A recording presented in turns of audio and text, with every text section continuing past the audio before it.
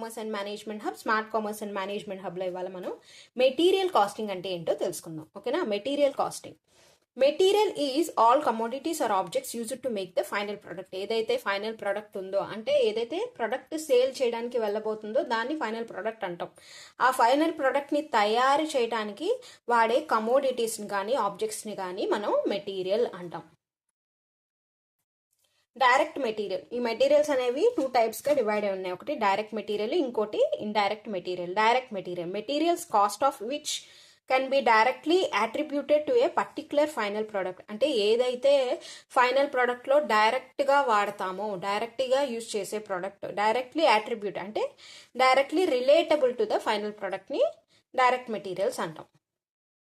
Indirect material, those materials which are not directly attributable particular final product. అంటే final product తయారు చేయడానికి డైరెక్ట్గా కాకుండా ఇండైరెక్ట్గా సహకరిస్తాయి. అంటే ఫర్ ఎగ్జాంపుల్ ఒక మెటీరియల్ ఉందనుకోండి, ఏదైనా కార్స్ తయారు చేస్తున్నాం, ఫైనల్ ప్రోడక్ట్ కార్ అనుకోండి, దానికి సంబంధించిన రా మెటీరియల్స్ ఏవో వాడుతున్నాం. మనం ఆ రా మెటీరియల్స్ని రిపేర్ చేయడానికి ఏవో టూల్స్ కావాల్సి వచ్చాయి. ఆ టూల్స్ని తెప్పించుకున్నాం. ఆ టూల్స్ అనేవి కూడా డైరెక్ట్ మెటీరియలే, కానీ అవి డైరెక్ట్గా మనం కార్లోకి యూజ్ చేయం. కార్ని ఆ రా మెటీరియల్స్ని ఫిట్ చేయడానికి యూజ్ చేస్తున్నాం. అవునా? సో ఇవన్నీ కూడా ఇండైరెక్ట్ మెటీరియల్స్ అనమాట. అంటే which are not directly attributable to the final product. మరి మెటీరియల్ కాస్టింగ్ అంటే ఏంటి అంటే, ఈ మెటీరియల్ గురించి ఎలా పర్చేస్ చేయాలి, అసలు మెటీరియల్స్ అనేవి ఎప్పుడు పర్చేస్ చేయాలి, ఎలా ఇన్వెంటరీ మెయింటైన్ చేయాలి, అలాగే ఎప్పుడు మెటీరియల్స్ అనేవి రిసీవ్ చేసుకోవాలి, ఎలా స్టోరేజ్ చేసుకోవాలి, ఇవన్నీ కూడా మెటీరియల్ కాస్టింగ్ కింద వస్తాయి. అలాగే మెటీరియల్ కాస్ట్, ఎందుకంటే కాస్టింగ్ అని ఎందుకు అనుకున్నాం, ఎప్పుడైతే మెటీరియల్ కాస్ట్ని మనం ఎంత తక్కువ అయితే అంత మన కాస్టేజ్ అనేది తగ్గించడానికి చూస్తాం అనమాట మెటీరియల్ కాస్టింగ్ ద్వారా. ఓకేనా? ఎక్స్పెండిచర్ ఎంత తక్కువ అయితే మనకు అంత మంచిది. ఓకేనా? Material control. మెటీరియల్ కంట్రోల్ ఏంటంటే effective functioning of the following material control. Material control అంటే మెటీరియల్ని ఎప్పుడు పర్చేస్ చేయాలి, నేను చెప్పాను కదా, ఎప్పుడు రిసీవ్ చేసుకోవాలంటే కరెక్ట్ కంట్రోలింగ్ అనమాట. ఓకేనా? Purchasing of material, next receiving of material, తర్వాత inspection of material, storage of material, issuing materials, maintenance of inventory, అలాగే issuing of material, maintenance of inventory records, ఏదైతే మనం స్టోరేజ్ చేస్తున్నామో దాని యొక్క రికార్డ్స్ అనమాట. అలాగే స్టాక్ ఆడిట్స్, ఇవన్నీ కూడా మెటీరియల్ కంట్రోల్ కింద వస్తాయి. అయితే ఈ మెటీరియల్ కంట్రోల్లో ఇంపార్టెంట్ ఏంటి అంటే ఇన్వెంటరీ కంట్రోల్. ఇప్పుడు మనం అది చూద్దాం. Inventory control. Inventory control is to make a balance between sufficient stock and overstocking. Inventory అంటే ఏంటి? స్టాక్. మనం ఏదైతే స్టోర్ చేస్తున్నామో రా మెటీరియల్స్ కానీ ఫైనల్ ప్రొడక్ట్స్ని కానీ ఒక చోట మనం దాచిపెట్టేదాన్ని మనం స్టాక్ అంటాం. ఓకేనా? ఏదైతే ఉందో ఆ స్టాక్ని మనం ఓవర్ స్టాకింగ్ అవ్వకుండా, అంటే ఎక్కువ మిగిలిపోకుండా స్టాకు, అలాగే తక్కువ అవ్వకుండా సఫిషియెంట్గా ఉండేటట్టు బ్యాలెన్స్ చేయడమే ఇన్వెంటరీ కంట్రోల్. ఓకేనా? దీనికోసం మనం చేసే ఫస్ట్ స్టెప్ ఏంటంటే సెట్టింగ్ క్వాంటిటేటివ్ లెవెల్స్. ఎంత క్వాంటిటీ అనేది ఉండాలి స్టాక్స్ అనేవి అనేది తెలుసుకుంటాం అనమాట. ఫస్ట్ దాన్ని ఏంటంటే రీఆర్డర్ స్టాక్ లెవెల్. పేరులోనే ఉంది. మళ్ళీ అంటే ఏంటి? మళ్ళీ ఆర్డర్ చేయడం. అంటే ఎప్పుడు స్టాక్ అయిపోతుందో అప్పుడు మనం రీఆర్డర్ చేస్తాం. ఫర్ ఎగ్జాంపుల్ మన ఇంట్లోనే ఉందనుకోండి, మన ఇంట్లో 10 కిలోల బియ్యం బ్యాగ్ తెచ్చుకున్న తర్వాత మనం ఏం చేస్తాం, కరెక్ట్గా అది ఇంకో 2 కిలోస్ 1 కిలో ఉండగానే మనం ఏం చేస్తాం, మళ్ళీ వెళ్ళి ఇంకో 10 కిలోస్ తెచ్చుకుంటాం. అంటే ఏంటి? రీఆర్డర్. మళ్ళీ అనేది ఎప్పుడో మనకి ఒక 1 కిలోకో 2 కిలోస్ అని తెలుసు. కానీ ఇక్కడ ఇన్వెంటరీ అంటే ఏంటంటే చాలా పెద్దగా మెయింటైన్ చేస్తారు. అవునా? కొన్ని టన్స్ మెయింటైన్ చేస్తారు. మరి టన్స్ అనేది మనం ఎలా తెలుసుకుంటాం? సో అందుకని మనం ఈ రీఆర్డర్ స్టాక్ లెవెల్ అనేది ద్వారా తెలుసుకుంటారు అనమాట. ఎప్పుడు మనం మళ్ళీ తిరిగి ఈ స్టాక్ని రీఆర్డర్ చేసుకోవాలి అనేది ఒక ఫార్ములాస్ ద్వారా తెలుసుకుంటారు. This level lies between minimum and maximum level in such a way that before the material ordered is received in to the stores. అంటే ఏంటంటే మెటీరియల్ అనేది మనం ఇంకా ఆర్డర్ చేయగానే మనం ఈజీగా రిసీవ్ చేసుకునేటట్టు కరెక్ట్గా ఏ లెవెల్ అంటే ఏంటంటే there is sufficient quantity in hand. ఏం చెప్తున్నారు? ఎంతో కొంత ఉంచుకుని హ్యాండ్లో అప్పుడు మనం ఆర్డర్ అనేది ఇస్తాం. నేను చెప్పాను కదా, ఫర్ ఎగ్జాంపుల్ బియ్యంలోని ఎంతో కొంత, అంటే మొత్తం అయిపోయే వరకు ఎవరు ఉంచుకోరు కదండి. ఎవరు అయిపోయే వరకు ఆగి కొనం. ఏదో ఒక కిలో 2 కిలో ఉండగానే మనం ఏం చేస్తాం, వెళ్ళి కొనుక్కుంటాం. అలాగే ఒక మెటీరియల్స్ అనేవి ఎప్పుడు సఫిషియెంట్గా ఉండేలాగా అంటే హ్యాండ్లో ఎప్పుడు రొటేట్ అవుతూ ఉండేలాగే వీళ్ళు రీఆర్డర్ స్టాక్ లెవెల్ అనేది మెయింటైన్ చేస్తున్నాము. ఆర్ఓఎల్ అంటే ఏంటి? Reorder level. చెప్పాను కదా, ఎప్పుడు మళ్ళీ తిరిపి మనం ఆర్డర్ చెయ్యాలి అంటే దానికి ఒక ఫార్ములా ఉంది. దాని ద్వారా మనం ఎన్ని యూనిట్స్ అనేవి రీఆర్డర్ చేయాలి అనేది మనకు తెలుస్తుంది. ఓకేనా? Minimum stock level plus average rate of consumption into average reorder period. ఇది రీఆర్డర్ లెవెల్ అనమాట. ఓకేనా? Minimum stock level. అసలు మినిమం స్టాక్ లెవెల్ అంటే ఏంటి? Minimum stock level is that must be maintained all the time. ఒక company ఏంటంటే ఒక level పెట్టుకుంటుంది. ఆ లెవెల్ అనేది ఎప్పుడు మెయింటైన్ చేస్తాం. ఫర్ ఎగ్జాంపుల్ మనం 2 kgs అనుకున్నాం కదా, అది మినిమం స్టాక్ లెవెల్. ఓకేనా? Of material consumption in production activities is also known as normal consumption or usage. Average rate of consumption అంటే ఏంటంటే ఏదైతే మనం మెటీరియల్ యూస్ చేస్తామో ఒక ప్రొడక్షన్ యాక్టివిటీకి ఒక నార్మల్ కన్జంప్షన్, నార్మల్గా ఎంత యూస్ చేస్తాం అనే దాన్ని average rate of consumption. Consumption అంటే యూసేజ్, ఎంత మెటీరియల్ యూస్ చేస్తాం అది యాడ్ చేయాలన్నమాట. Average reorder period. Average reorder period అంటే పీరియడ్ అంటే ఏంటి? Time. Average time to get an order from supplier to the stores. అర్థమైందా? అంటే ఏంటి? సప్లయర్ దగ్గర నుంచి స్టోర్స్కి రావటానికి యావరేజ్గా ఎంత టైం పీరియడ్ పడుతుంది, అది యావరేజ్ రీఆర్డర్ పీరియడ్. ఓకేనా? రీఆర్డర్ పీరియడ్నే లీడ్ టైం అని కూడా అంటారు, అది కూడా గుర్తుంచుకోండి. సో రీఆర్డర్ లెవెల్ కనుక్కోవాలంటే అంటే ఎంత లెవెల్ దగ్గర మనం రీఆర్డర్ అనేది చేయాలి అనుకుంటే మినిమం స్టాక్ లెవెల్ ఎంతో అది plus average rate of consumption వేసి అలాగే ఇంటూ యావరేజ్ రీఆర్డర్ పీరియడ్ వేస్తాం. ఓకేనా? దీనికి సంబంధించిన ప్రాబ్లమ్స్ అన్ని నేను విడిగా ప్రాబ్లమ్స్ అండ్ సొల్యూషన్స్ అనేవి విడిగా ఒక వీడియో పెడతాను. ఏంటంటే రీఆర్డర్ లెవెల్ మీద, ఎకనామిక్ ఆర్డర్ క్వాంటిటీ ఉంది కదా, అది అన్నీ అనమాట. అన్నిటికి సంబంధించిన విడిగా పెడతాను. ఇక్కడ ఓన్లీ థియరీ చెప్తున్నాను ఈ వీడియోలో. ఓకేనా? Economic order quantity, the size of an order for which total of order and carrying cost are minimum. Economic order quantity అంటే ఏంటి అంటే ఎక్కడైతే ఆర్డరింగ్ కాస్ట్, క్యారింగ్ కాస్ట్ అంటే inventory holding cost, ordering cost అంటే ఏంటంటే మనం పర్చేజ్ ఆర్ ఆర్డర్ చేస్తాం కదా అప్పుడు అయ్యే కాస్ట్ అనమాట. అవి ఏంటి అనేది ఇప్పుడు తెలుసుకుందాం. Ordering costs which are associated with the purchase or order of materials such as cost to invite the quotations, documentation works like preparation of material, transportation, inspection cost. Ordering costs అంటే ఏమేమి వస్తాయి అంటే ఈ రా మెటీరియల్ కానీ order చేసేటప్పుడు కానీ purchase చేసేటప్పుడు కానీ కొన్ని కొటేషన్స్ అనేవి ఇన్వైట్ చేస్తాం. ఓకేనా? ఆ కాస్ట్ తగ్గిపోతుంది. అలాగే డాక్యుమెంటేషన్ వర్క్స్ చేస్తాం. అర్థమైందా? చిన్నగా కాదు, టెండర్స్ అండ్ కొటేషన్స్ వేస్తారు.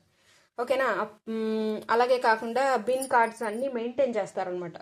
ఇవన్నిటికి కూడా కాస్ట్ అవుతుంది. మెయింటైన్ చేసి దాన్ని బట్టి ఆర్డర్ చేస్తారు. సో అవన్నీ కాస్ట్లు కూడా తగ్గుతాయి అనమాట. ఆర్డరింగ్ కాస్ట్, క్యారింగ్ కాస్ట్ రెండు తగ్గించే లెవెల్ ఆఫ్ క్వాంటిటీ. ఏ లెవెల్ ఆఫ్ మెటీరియల్ తెప్పించుకోవాలి, ఎంత క్వాంటిటీ తెప్పించుకోవాలి అనేదే మనకి ఎకనామిక్ ఆర్డర్ క్వాంటిటీ. ఎకనామికల్గా ఉండాలంటే బ్యాలెన్స్డ్గా ఉండాలి. అలాగే క్యారింగ్ కాస్ట్ అంటే చెప్పాను కదా, ఇన్వెంటరీ హోల్డ్ చేయడానికి. ఇన్వెంటరీని మనం పెడుతున్నాం కదా స్టోరేజ్ డిపార్ట్మెంట్లో, ఏదైతే స్టోర్ చేస్తున్నాం గోడౌన్స్లో అట్లా దానికి రెంట్ పే చేయాలి. అలాగే ఇంకా రకరకాల కాస్ట్ ఉంటాయి వాటికి. ఓకేనా? ఆ కాస్ట్ అన్ని మినిమైజ్ అయ్యేటట్టుగా మనకు ఎకనామిక్ ఆర్డర్ క్వాంటిటీ అనేది మనం కనుక్కుంటాం. ఫార్ములా చూడండి, EOQ is equal to square root of 2 into AOC/I. ఈ AOC అంటే ఏంటో మనం చూద్దాం ఇప్పుడు. ఏ అంటే ఏంటి? Annual requirement. It represents the demand for raw material. అంటే ఏంటంటే యాన్యువల్గా ఒక ఇయర్కి మనకి రా మెటీరియల్ ఎంత డిమాండ్ ఉంది అనేది ఏ అనమాట. మరి ఓ అంటే ఏంటంటే cost per order. O for order అనమాట. ఎంత కాస్ట్ అవుతుంది ఒక సింగిల్ ఆర్డర్ ఇవ్వాలంటే. అలాగే క్యారింగ్ కాస్ట్ని సితో రిప్రజెంట్ చేస్తాం. It represents cost of carrying average inventory on annual basis. అంటే ఏంటంటే ఎంత క్యారింగ్ కాస్ట్ అవుతుంది యాన్యువల్గా, ఒక యావరేజ్గా ఒక ఇన్వెంటరీ అనేది హోల్డ్ చేయాలంటే స్టాక్లో మనకి గోడౌన్లో పెట్టాలంటే ఎంత అవుతుంది క్యారింగ్ కాస్ట్ అనేది యావరేజ్గా చూస్తాం. అది ఇన్వెంటరీ క్యారింగ్ కాస్ట్ అనమాట, సి. సో అందుకనే square root of 2 into AOC/I అనమాట. నెక్స్ట్ ఇది మినిమం స్టాక్ లెవెల్ అంటే ఏంటి అంటే దీన్ని ఎలా క్యాలిక్యులేట్ చేయాలి? ఇందాక మన ROL అని చూసాం, అవునా? Reorder level. దాంట్లో ఏం చేసాం? ఫార్ములా మినిమం స్టాక్ లెవెల్ అని వేసాం కదా. ఒక్కొక్కసారి ఈ మినిమం స్టాక్ లెవెల్ అనేది డైరెక్ట్గా ఇవ్వకుండా ఇలా ఇస్తాడు, reorder stock level, average consumption, average reorder period అని ఇస్తాడు. సో అవి వేసి ఆ ఫార్ములా వేసి మినిమం స్టాక్ లెవెల్ అనేది కనుక్కోవాలి. అసలు మినిమం స్టాక్ లెవెల్ అంటే ఏంటంటే ఏదైతే మనం నేను చెప్పాను కదా ఆల్రెడీ మినిమం స్టాక్ లెవెల్ అంటే ఏంటంటే ఈ మినిమం మనం మెయింటైన్ చేయాల్సిన స్టాక్ అనమాట.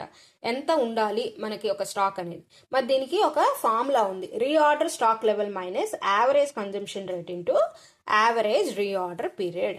దీన్నే మనం అందుకే ఇందాక చూసారా ROL is equal to minimum stock level into average consumption rate into average reorder period వేసాం. ఇక్కడ ఇప్పుడు ఆ ఈజ్ ఈక్వల్ టు ఆర్ఓఎల్ అనేది ఇప్పుడు ఇటు వచ్చేస్తుంది, మినిమం స్టాక్ లెవెల్ అనేది అటు వచ్చేస్తుంది, అంతే డిఫరెన్స్. ఓకేనా. ఇది మాక్సిమం స్టాక్ లెవెల్. అసలు మాక్సిమం స్టాక్ లెవెల్ అంటే ఏంటంటే it is the highest level of quantity for any material which can be held in stock at any time. అంటే హైయెస్ట్ గా మనం మెయింటైన్ చేసే క్వాంటిటీ. ఓకేనా. ఇందాకేమో మినిమం ఇంత క్వాంటిటీ ఉండాలి స్టాక్లో, ఎందుకంటే ఎప్పుడు హ్యాండ్లో మనకి రొటేషన్కి కావాల్సి వస్తాయి కదా, అందుకని మినిమం ఇంత స్టాక్ లెవెల్ అని ఉండాలని అనుకున్నాం. కానీ మ్యాక్సిమం ఎంత ఉండాలి అంటే ఏంటి, ఇంతకన్నా ఎక్కువైతే మనకి ఎక్స్పెండిచర్ చాలా ఎక్కువైపోయింది అనమాట. అందుకని మ్యాక్సిమం ఇంత మినిమం ఇంత అని పెట్టుకుంటాం కదా, అలా maximum stock level it is the highest level of quantity of any material which can be held in stock at any time. ఎప్పుడు కూడా మనం మ్యాక్సిమం ఇంతవరకే స్టాక్ అనేది మెయింటైన్ చేయాలని ఒక లెవెల్ పెట్టుకుంటారు, అదే మ్యాక్సిమం స్టాక్ లెవెల్. దీనికి ఫార్ములా ఏంటి, మ్యాక్సిమం స్టాక్ లెవెల్ కనుక్కోండి అని ఇచ్చాడు అనుకోండి, దాని ఫార్ములా ఏంటంటే reorder level plus reorder quantity minus minimum consumption rate into minimum reorder period. ఓకేనా. ఈ ఫార్ములాస్ అన్ని నేను చెప్పుకుంటూ వెళ్తున్నాను అనుకోకండి. నెక్స్ట్ మనకి సెకండ్ వీడియోలో మనకి వీటి మీద ప్రాబ్లమ్స్ కూడా నేను చెప్తాను. ఓకేనా, సెకండ్ వీడియోలో. ఇప్పుడు జస్ట్ మనకి ఓన్లీ థియరీ చెప్తున్నాను. యావరేజ్ ఇన్వెంటరీ లెవెల్, యావరేజ్గా మనకి ఇన్వెంటరీ లెవెల్ అనేది ఎంత ఉండాలి. This is the quantity of material that is normally held in stock. నార్మల్గా ఒక స్టాక్ అంటే ఒక గోడౌన్లో కానీ ఒక స్టాక్ మెయింటైన్ చేసేటప్పుడు ఇన్వెంటరీ అనేది మినిమం అసలు నార్మల్గా ఎంత ఉండాలి, మినిమం కన్నా కొంచెం ఎక్కువని నార్మల్ అంటారు. ఓకేనా.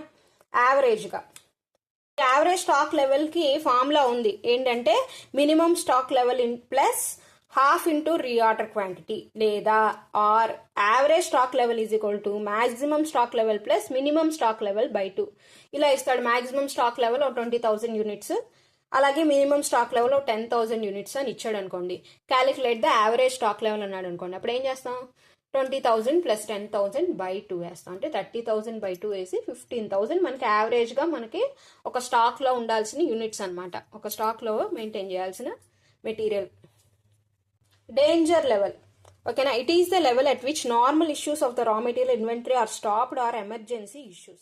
కరోనా టైంలో ఏం చేశారు, మెటీరియల్స్ అన్ని ట్రాన్స్పోర్టేషన్ ఆపేశారు. మరి ఎలా అందుకని కొంత లెవెల్ అనేది ముందే మనం మెయింటైన్ చేసుకుంటాం. ఓకేనా. దాన్ని డేంజర్ లెవెల్ అంటారు. ఆ డేంజర్ టైమ్స్లో ఎమర్జెన్సీ టైమ్స్లో మనం అది వాడుకుంటాం. అక్కడ ట్రాన్స్పోర్టేషన్ ఆపేశారు, ఇక్కడ ఫైనల్ ప్రోడక్ట్ ఎలా తయారు చేయలేం. అందుకని మనం ఏం చేస్తాం, అలాంటి టైంలో ఎమర్జెన్సీ టైంలో ఆ లెవెల్ ఏదైతే స్టాక్ ఉందో దాన్ని బయటికి తీసి వాడుకుంటాం. డేంజర్ లెవెల్ అనేది ఎలా కనుక్కోవాలంటే average consumption into lead time for emergency purchase. ఓకేనా. Buffer stock, some quantity of stock may be kept for contingency to be used in case of sudden గా బల్క్ గా ఆర్డర్స్ వచ్చేసాయి, మనకి రా మెటీరియల్ ఏమో తక్కువ ఉంది. అప్పుడు ఏం చేస్తామంటే మనం కంటింజెన్సీ అంటే ఎలా మనం సేవింగ్స్ అనేవి అమౌంట్ సేవ్ చేసుకుని అప్పుడప్పుడు యూజ్ చేసుకుంటా ఉంటాం ఏదైనా అవసరానికి, అలాగే సడన్ గా ఏదో ఆర్డర్ వచ్చిందనుకో అప్పుడు కంటింజెన్సీ అని చెప్పి మెయింటైన్ చేస్తారు. కంటింజెన్సీ స్టాక్ అంటారు. అది మీరు కనుక డిపార్ట్మెంట్స్లోకి వెళ్తే మెటీరియల్ డిపార్ట్మెంట్స్లో పర్చేస్ డిపార్ట్మెంట్స్లో వాళ్ళు మెయింటైన్ చేస్తారు. కంటింజెన్సీ లేదా అంత స్టాక్ అయితే కంటింజెన్సీ నుంచి ఇవ్వండి అంటారు. అంటే ఏంటి, ఆ కంటింజెన్సీ అంటే ఏదైతే మనకు అవసరానికి ఉపయోగిస్తూ ఉంటారన్నమాట. కానీ దీనికి డేంజర్ లెవెల్కి డిఫరెన్స్ ఉంది. డేంజర్ లెవెల్ అంటే ఏంటి, చాలా ఎమర్జెన్సీ సిచ్యువేషన్స్లో ఆ స్టాక్ అనేది బయటికి తీస్తారు. ఓకేనా. బఫర్ స్టాక్ అంటారు. ఇక్కడితో మనకి మెటీరియల్ కాస్టింగ్ సంబంధించిన థియరీ మొత్తం అయిపోయింది.